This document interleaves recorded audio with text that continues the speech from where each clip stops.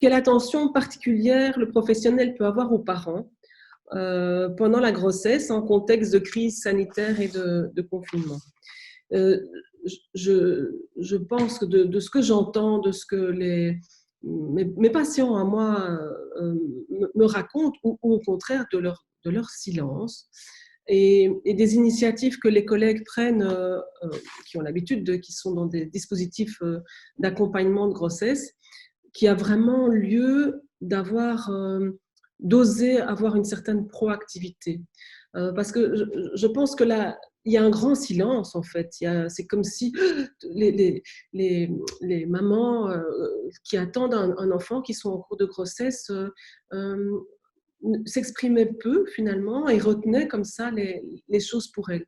Alors le temps de la grossesse, évidemment, ça dépend si on est au premier trimestre, au deuxième, au troisième trimestre. Les choses ne se déplient pas de la même manière, mais c'est un temps qui est un temps très animé psychiquement. C'est un temps plein d'espoir, c'est un temps plein d'attente, c'est un temps plein de rêverie. Ce sont des mois qui se déroulent avec aussi beaucoup d'incertitudes, beaucoup d'inconnus, beaucoup de questionnements, beaucoup de craintes. Et dans ce contexte-ci, on entend certains patients qui disent, certains parents qui disent qu'est-ce qui m'a pris d'avoir un enfant à ce moment-ci, c'est vraiment pas le bon moment. Donc ils se questionnent sur le sens d'avoir un enfant dans un contexte pareil. On entend des mamans qui voient leur projet de naissance, leur rêverie complètement très consciente. Hein, j'entends la manière dont la grossesse peut être accueillie dans l'espace social, la manière dont la naissance va avoir lieu, la manière dont le bébé va pouvoir être accueilli, ce qu'ils vont pouvoir faire, comment s'organise le congé de maternité. Eh bien, on voit les futurs parents qui sont très démunis parce que leur rêverie, tout à coup, est complètement déconstruite puisqu'on ne sait pas ce qui va se passer, on ne sait pas dans quel contexte l'accouchement va avoir lieu, comment l'accueil de l'enfant se fera. Donc, c'est comme si cette rêverie pouvait être soit empêchée peut-être et contaminée vraiment par la crainte de ces choses néfastes qui peuvent arriver, dans lesquelles la maladie et la mort, évidemment, se profilent.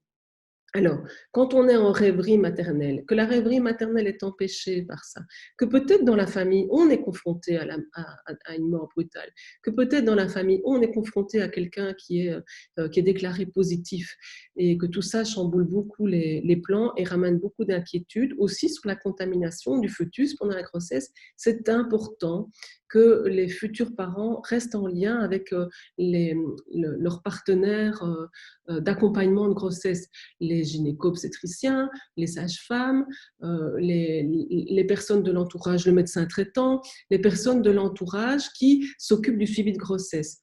Donc, c'est ce qu'on essaye vraiment de soutenir auprès des futurs parents. Surtout, n'arrêtez pas, hein, on dit toujours que c'est non urgent, les consultations médicales non urgentes. Il y a toute une série de personnes qui n'osent plus nécessairement se rendre chez leur médecin, qui n'osent pas aller à l'hôpital, quand elles ont des inquiétudes et des craintes, qui n'oseront pas se présenter aux urgences. Or, pourtant, c'est important. Donc, il faut être proactif en disant surtout continuez les suivis médicaux, restez en lien. Rester en lien, et ça peut être un lien dans certaines régions. J'entends des collègues pour des grossesses vulnérables aussi sur le plan psychique qui ont mis en place des consultations vidéo psy et sage-femme en binôme, en anténatal. Les sages-femmes ne cessent de répéter qu'elles peuvent continuer d'assurer les suivis, même si c'est de manière c'est pas différé puisque c'est en vidéoconférence, mais surtout rester en lien pour continuer d'assurer le suivi de grossesse, entendre les signaux d'urgence réels, mais les signaux d'urgence qui sont des urgences psychiques, qui sont aussi des urgences réelles. C'est celles-là aussi qu'il faut entendre, des inquiétudes portant sur la grossesse, sur la façon dont le bébé bouge ou bouge moins, et les émotions aussi véhiculées.